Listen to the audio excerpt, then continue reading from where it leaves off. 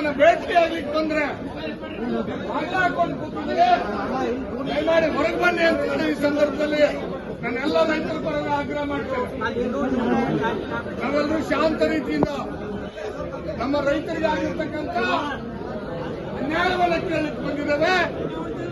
ನರೇಂದ್ರ ಮೋದಿ ಸರ್ಕಾರ ಕೊಟ್ಟಿರ್ತಕ್ಕಂಥ ಯೂರಿಯಾ ಗೊಬ್ಬರವನ್ನು ಎಲ್ಲಿ ಬಚ್ಚಿಟ್ಟಿದ್ದೀರಿ ಅಂತ ಕೇಳಲಿಕ್ಕೆ ಬಂದಿದ್ದೇವೆ.